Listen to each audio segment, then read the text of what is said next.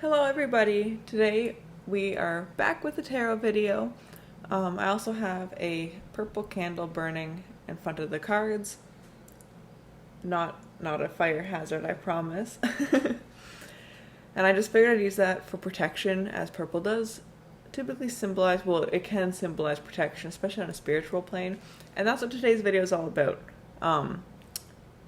Connecting with the spiritual plane, that is, not being protected from it, but rather connecting with it, which in turn means I do need to set up some safety precautions for myself. So I did kind of just a little ritual before starting this, just to make sure that nothing bad would come through. And then I pulled the cards, and we're going to be looking at a message from your deceased loved ones today. So I'll probably try and identify a couple different people per pile that I might be pulling energy from.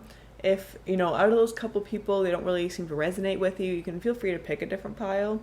Or, just continue watching that pile, because, there's going to be a lot of energies coming through, because there's a lot of people who watches these videos. So just know that if I don't say someone that has personally passed away in your life, it still might be relevant for you, but if you're not comfortable watching the rest of it, then choose a different pile. I also do want to say that this might be a triggering video for some people. The subject of death is really hard for a lot of us to come to terms with, and of course, depending on how recent it was, it can be that much more triggering to hear about it. I personally have suffered with a lot of death in my life, and it's really hard to deal with, and I'm definitely no stranger to guilt or grief or loneliness.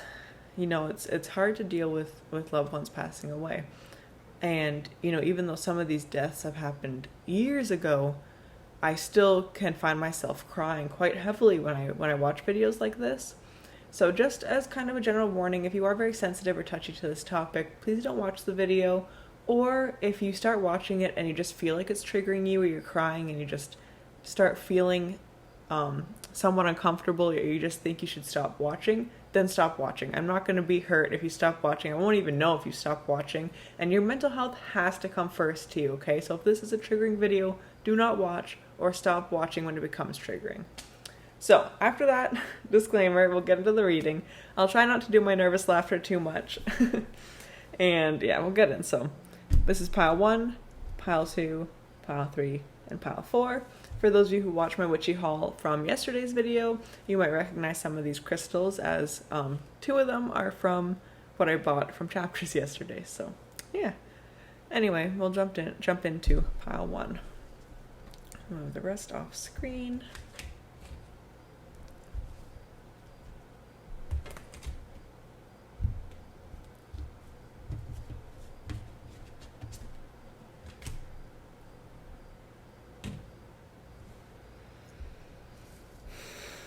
Alright, so pile 1, you have the clear quartz. I won't put it too close to the flame.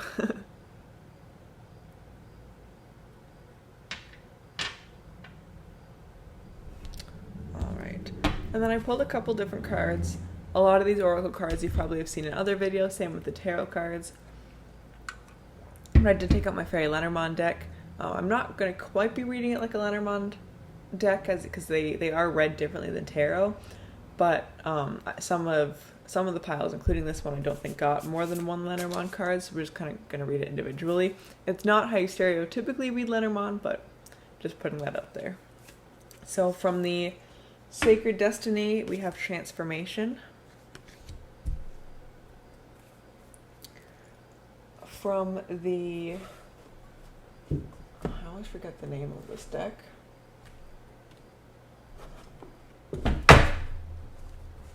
From the Wild Unknown Tarot, we have the 8 of Swords and the Son of Cups. From the Fountain Tarot, we've got the King of Cups. Oh, sorry. From the Moonology deck, we've got the Waning Moon. And then from the Fairy Lenormand deck, we've got the Lily. Move everything over here. Okay, so I am picking up a couple different energies. This could be The strongest it's coming through is that it's a lover, probably a male lover. So if you had, a high school boyfriend, or even so far as a kindergarten boyfriend who may have passed away, or if you're a widow, it might be your spouse that's coming through. It could also be a parent or a child. I'm sensing kind of like a father, maybe even like an elderly father energy, and vice versa, a very young son. So those are the three energies that I'm picking up: is a male ex-lover or partner, and then like a kind of an elderly male, and then a very, very young child boy. So another thing that I notice here is that we do have two butterfly cards. We've got the Eight of Swords with the monarch on it, kind of starting to come out of its cocoon. And then we also have this butterfly over here. And then even though the lily isn't a butterfly, it's a lily, there's something about the petals and the flowers that give me very butterfly energy. So this could be someone who's connected to butterflies. You might have gone to like a butterfly farm with them, or they might have just really liked butterflies, or they could be trying to communicate you with butterflies. So if you are ever, feeling really down and you're just missing them a lot, you might find that during those moments you are seeing a butterfly fly past if you're outside, or fly past your window. And likewise, if you haven't seen that might be a good way for you to learn how to communicate with them. On the days that you're really missing them, ask them if you can get a sign that they're still there, and look out for signs of butterflies, whether it be like a wing or straight up an actual butterfly. You might also feel more connected with them if you do spend some time in nature. If you go out to a butterfly farm, that can help bring you closer to them. So the message that they have for you is that you need to let yourself grow from this. It's hard to do that, and I 100% understand. It's hard to take such a terrible experience of losing someone and move on from it, but they do want you to do that. They're saying, it's okay, like, I'm not going to be hurt if you're moving on. Especially for those of you who this is like an ex-lover or an ex-partner, they're letting you know that it's okay to find someone new, and they're not angry if you already have found someone new. They're not hurt by those choices. They understand, and they're happy for you. They want you to be moving on like that. It's important for you to know that the pain of losing them isn't permanent. A part of it might always be with you, but it won't always hurt the same way it does. It does get better in a sense. It fades. It becomes less, intense.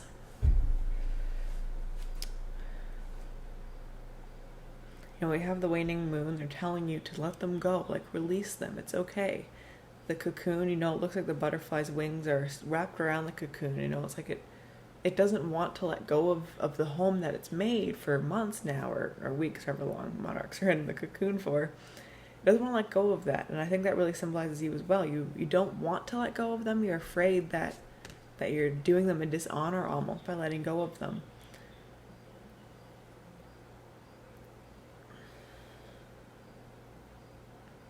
The lily typically represents, growth, sensuality, pleasure, peace.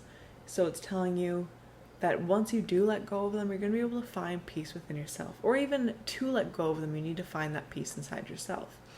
You need to understand that you are whole without them. You never needed them to be yourself. You never needed them to be whole. You never needed them to be with you every step of the way. They're still there. They're watching over you, and they're going to encourage you, but they didn't need to physically be there with you for you to still do great things.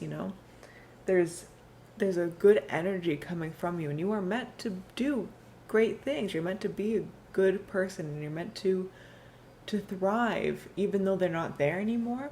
So it's just important that you recognize that power within yourself and understand that you are the master of your own fate. You control the tides, you control the fate of your life. You can change this experience into whatever you need it to be. And if you're going to focus on it being a really negative thing and just let yourself simmer in that grief, then that's all that's ever going to come out of your life, if that makes sense. Now, of course, I understand that you want to grieve for a while, and I understand that sometimes grief can take years, right? But at some point, you're going to have to work on letting them go, and letting that grief go, and letting that guilt go. And they're telling you that they know you can do it. They're proud of you. They see what a beautiful and wonderful person you are, and they want you to know that they recognize that and that they're proud of you. That's the reading for you. I probably will not be making these too long, I guess. It's intense to read, and it freaks me out a little bit to read like this, so that's all that I have for you. I feel uncomfortable kind of promoting myself, so I'm not really going to promote myself on this video. Just know that I love you very much, and I support you, and I'm here if you ever need someone to talk to, even if it is just to rant about, the grief, or talk about the grief or something. So yeah, I love you all very much, and I will see you all tomorrow.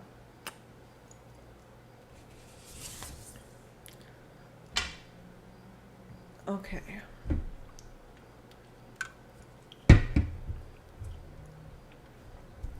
Pile 2. So I did just say to the first group that these are going to be somewhat short readings. They're very heavy and intense for me to read. They make me not quite uncomfortable, but it's just very draining to read this type of energy. So it's going to be a short reading, but I hope it still gives you a little bit of comfort. So first we have Change from the Sacred Destiny Oracle. Got the Son of Pentacles with the Wild Unknown Tarot. The Five of Coins with the Fountain Tarot. New Moon in Sagittarius with the Moonology Oracle. And the Book with the Fairy Lenormand. Sorry, blank there. Okay. So looking at these energies, there's kind of two strong energies that are coming through. And like I said, if neither of these sound like your person, either choose a different pile or just go forward and see if the message is still applicable, because I can't pick up on every single energy, of course. So we have the Son of Pentacles here, which to me represents kind of like a teenage son, maybe a teenage daughter, but either way, kind of a younger teenager. So this could be a child of yours. It could be a sibling, perhaps, a brother who died when he was a teenager. Or I guess it could represent a father, a very young father, if your father died when you were very young or when he was very young, but I'm leaning more towards some sort of teenager, whether it was a child or a brother. And then the Book to me can represent like a teacher, perhaps. It could represent some sort of mentor when you were growing up. So whether that be through like a day camp or summer camp you went to, or some sort of teacher, or some sort of like if you did like the sort of like little, like the big sister group things, or if you had like a Girl Scouts or Boy Scouts and like one of the scout leaders you like looked up to a lot. So that sort of is what I mean by like a mentor, any type of person like that is what I was trying to say. So yeah, like I said, it could be a mentor, whether that be a teacher or some sort of other leader in your community, or I'm thinking towards a teenage boy, such as a child or a brother. So firstly, they see your grief. They can recognize your grief. The Five of Coins, she's grieving. There's a small child with her as well, which is very sad. It's like they're just trying to find a little bit of something and holding themselves together, trying to hold themselves together. And I kind of sense that with you right now. If this is recent, or even if it's not that recent, grief looks different for everybody. Some of us can grieve for 10 plus years, and some of us are ready to move on after a week. But either way, if you're still grieving this connection and you're grieving it very heavily, they see that in you.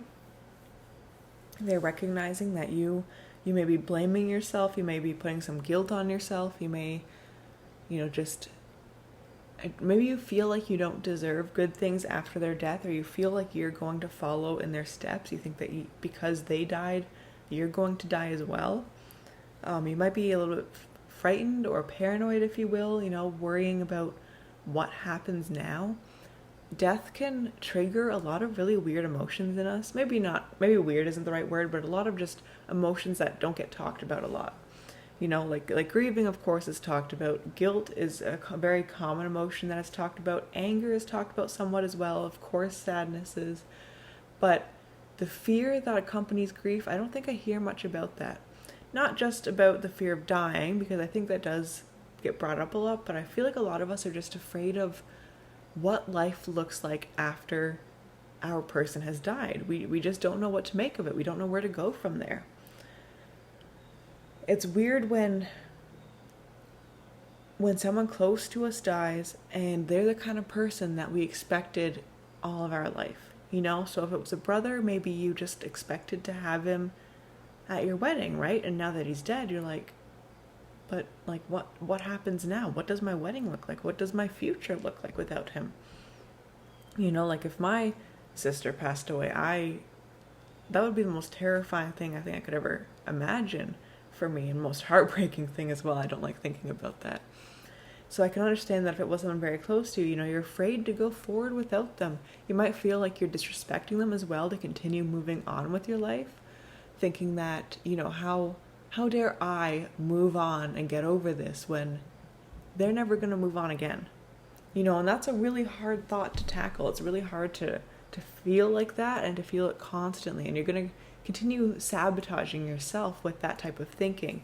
You're going to continue being like, well, I don't deserve this good thing, so I'm going to ruin it before it even gets good, because I don't deserve it, because, my person didn't get it either, because they're dead. So it's really hard to deal with, and it ruins a lot of good things for us. And they are hurting for you. They see how much you're going through, and it hurts them a lot to know that.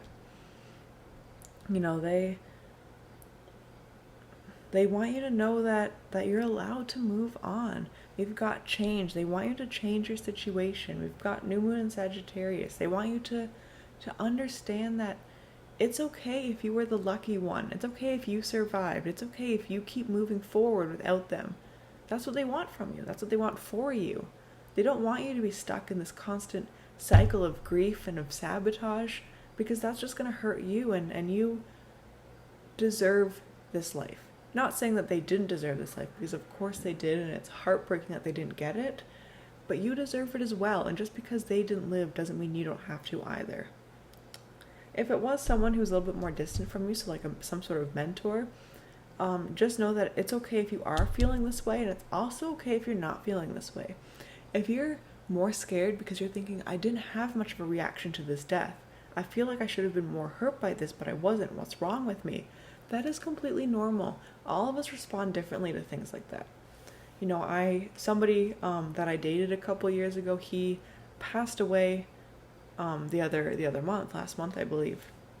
And it was heartbreaking. My heart went out to his family and to his friends, but I was kind of upset with myself because I expected I would take it harder when it happened, and I didn't really take it that hard. And so I understand like that thought process of, should I be more hurt by this? Especially, if they were significant at one point in your life. So whether it was a teacher or a mentor or some sort of guide in your life, they were obviously very significant at that point in your life. But, you might not be in this sort of, oh my goodness, they're dead, so I should be too energy. And you might just be feeling more like, oh, okay, that really sucks. And I hurt for the family, and, it is heartbreaking to hear. But why don't I feel anything more than that? And that might just be scaring you, so just know that's normal. Like I said, we all respond to grief differently. We all respond to different grievances differently. I feel like there was more to that sentence, but the point is, however you're feeling is valid, and it's okay. And, if it is this mentor person, they want you to know that the way you're feeling is okay. You're allowed to feel that way, and you're also allowed to have those moods kind of go back and forth. You might be okay all day and just be like, well, like it's been a while since they've passed away, or I wasn't that close with them, and I'm fine about it. It's okay. And then late at night, you might be like, oh my goodness, like, they're really dead. And, that might be when it hits you, and just know that's okay too. Either way, the general message here is to just continue letting yourself move on. You need to just keep working forward no matter how you're feeling, and understand that no matter how you're feeling, nothing is wrong with you. So that's your message for today. I don't feel comfortable promoting myself or anything, so I'm just kind of going to end this here. I hope you all have a wonderful rest of your night. I hope after this reading, if it hit you in any way, you take some time to take care of yourself, have a bath, maybe eat some ice cream if you're able to, treat yourself a little bit tonight, and go to bed and get a good night's rest, okay? I want you to be looking after yourself. So have a wonderful rest of your night, and I will see you all tomorrow. I love you very much.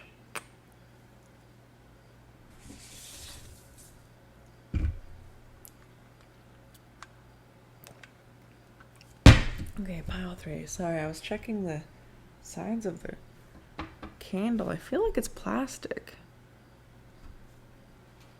It doesn't feel that hot, though. I feel like plastic would be hot, right? Doesn't matter. Anyway, pile 3. We have selenite here. I'm trying not to hold it too close to the heat. Selenite flakes. It dissolves, so you always want to be careful with how you treat selenite. Anyway, this is your reading. We have got the Gateway by the Sacred Destiny Oracle. We've got the Son of Swords from the Wild Unknown Tarot. The Six of Coins from the Fountain Tarot. New Moon in Virgo from the Moonology deck. And then the Woman and the Tower in the Fairy Lenormand deck. Move these over a little bit.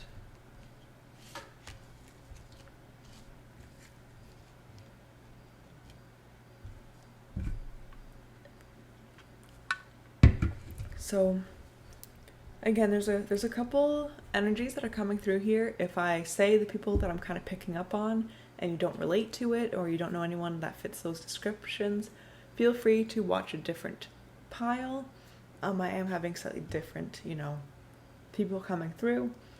Or, of course, just know that there's a lot of energies that come through, so I'm just picking up the strongest ones, and your person might still be here, I just might not be picking up on their energy, but I'll still pick up on their message. So it's up to you. If I read out these people and you don't relate to it, it's up to you what you do from there.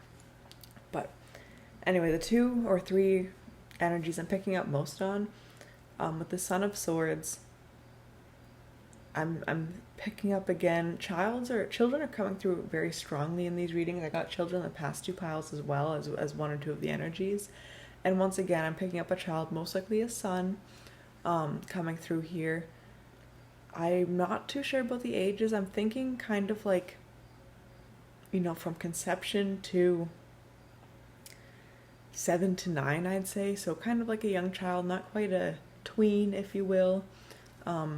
I'm not sure. For most of you, I don't think it would have been a baby, though. I think we're looking at toddler to young child ages. But for some of you, we might be looking at a baby as well. Or even a teenager or a young adult son, right? But for the most part, I'm picking up kind of like 4 to 9-ish.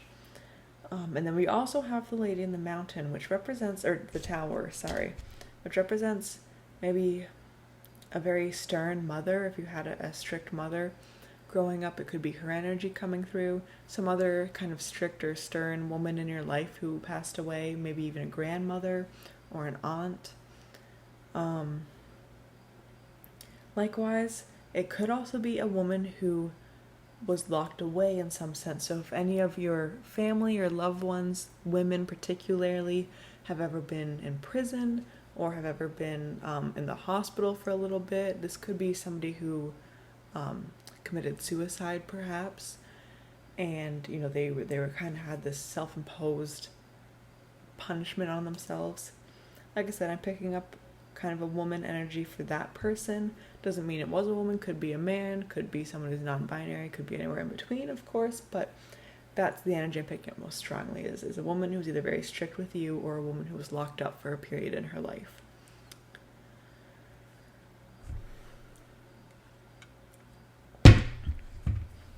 So, firstly, they want to communicate with you. They want to be more involved in your life, which might sound confusing at first. It's hard to be involved in someone when you are deceased, right? But they want to still be a part of your life. I think it would benefit both you and your loved one if you tried to speak with them more. You don't even have to, speak with them with the intent of them answering back, of course. But just sit down, meditate for a little bit, just focus on them, think of them. It might help too if when you're just doing something and you want a little bit of guidance, you just ask them for a sign for help or something. Or even if you just write letters to them, perhaps. I used to find throughout high school, after I'd find out that my foster brother had passed away, I used to write letters to him because I found it helped me grieve him a little bit.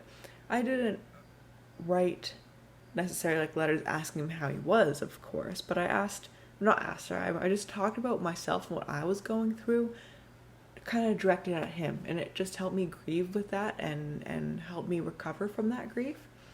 So I would recommend doing that. I think it would be very beneficial to you.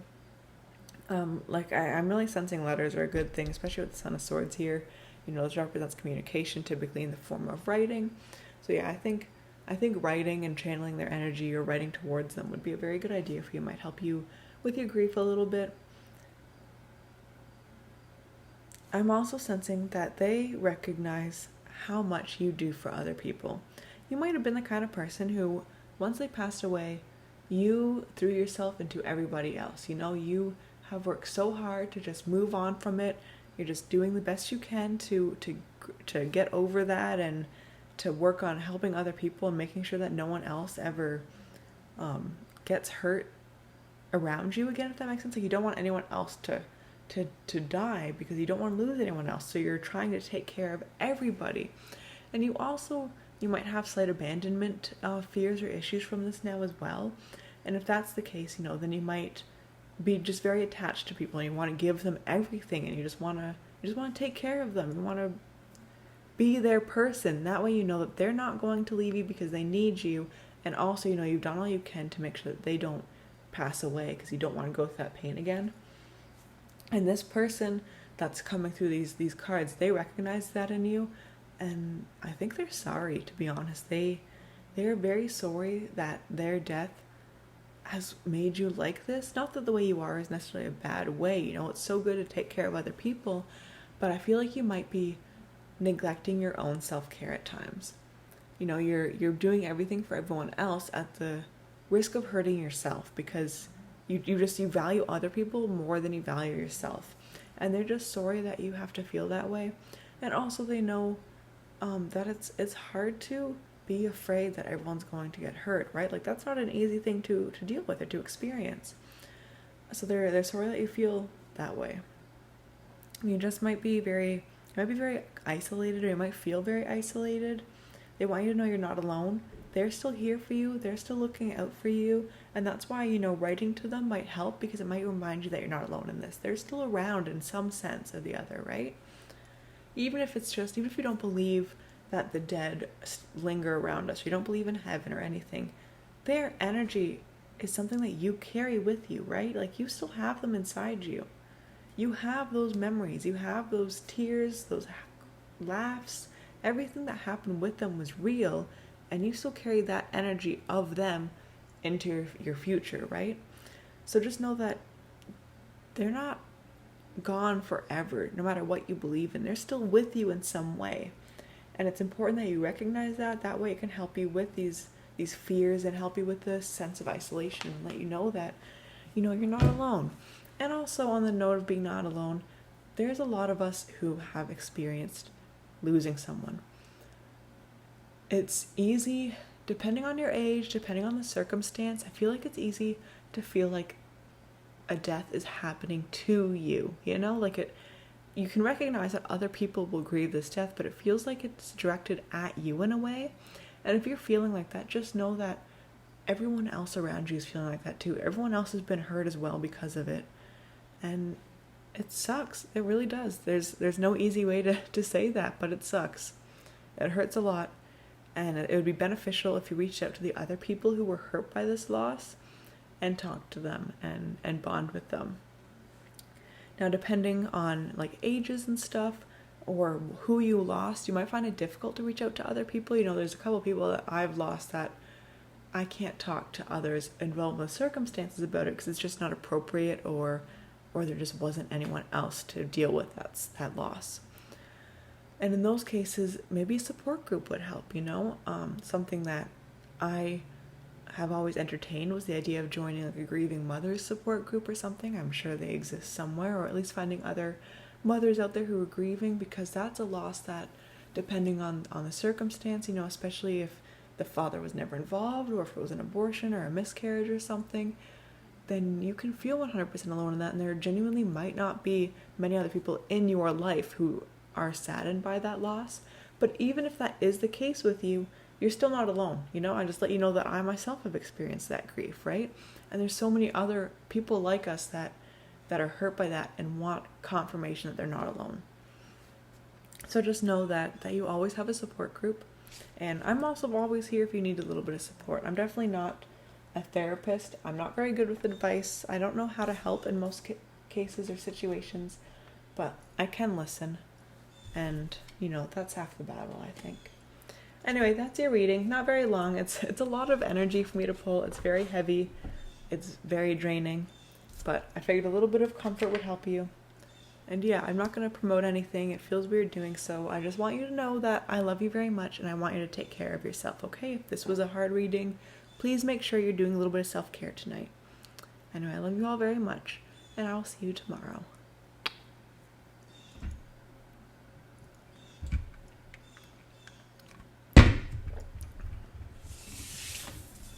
Okay, the last pile, which is good, because I feel like this is smoking or something. I don't know. Probably gonna put out, the smoke detector's gonna go off. Anyway, I've got the rose quartz here that I got yesterday. Put that down. So we have a couple different cards here. This probably won't be a long reading. It's the last reading of the video, and I am very drained from all this energy. It's very heavy to read this much energy, and it's especially this much sad energy. So probably won't be a long reading, but I hope it does give you a little bit of comfort or clarity. So you've got Courage from the Sacred Destiny Oracle. We've got the Daughter of Wands and the Mother of Wands, both from the Wild Unknown Tarot. You've got the Three of Coins from the Fountain Tarot, Full Moon in Taurus from Moonology Oracle, and the Anchor from the Lenormand, Fairy Lenormand deck. So,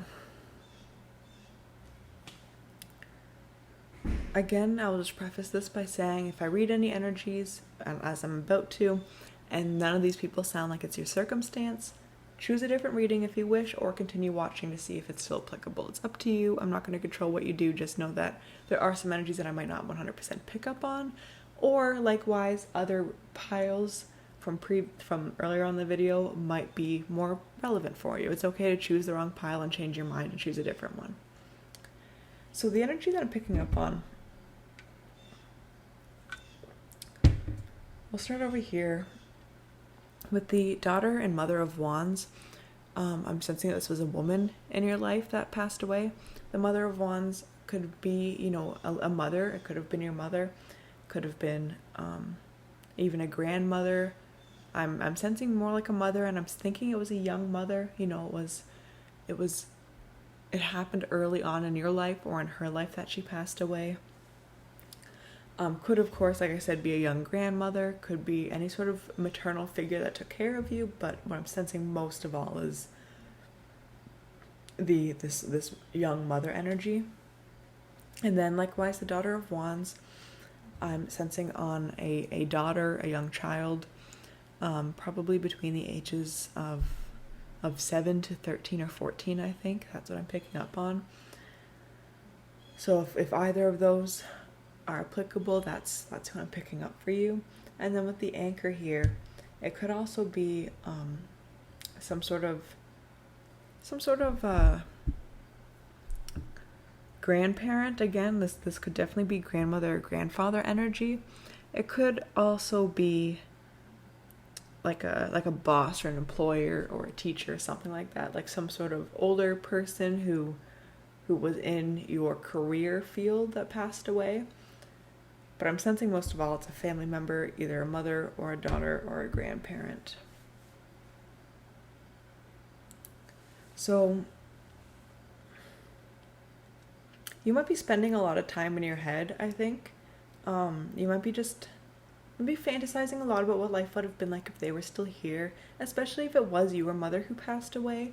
And if it happened at a young age, I know it's very natural to feel like, what would have happened if my mom was still alive right now? You know, like, would she give me the support that I need? Would she give me the love that I crave? Those are all very valid feelings and often will happen. Likewise, if it's your daughter that passed away at a young age, you know, it's very common to just wonder what she would have been like at this age, especially if she was coming up on her teenage years. You know, you want to know what kind of teenager she would have been like. Would she have gotten married at 18? Would she have gotten married at 35? Like, you're just very curious about this person, and you might just spend a lot of time fantasizing about, like, what would have happened if this never happened, you know, if this death never happened. And this might be causing you to be, I can't think of the right word, but it's like you're holding back in some way in your daily life, you know, like you're not letting yourself be 100% involved in the real life and the practical life. And this might be very detrimental to you without you even realizing, you know, like you're missing opportunities around you because you're so caught up in this fantasy of this different world that doesn't exist, you know, this alternate universe that doesn't exist.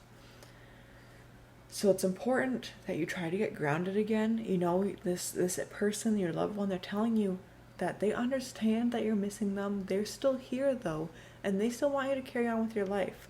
It's scary to do so. It's scary to go on in life knowing that you can't see them anymore. You can't hear their laugh anymore.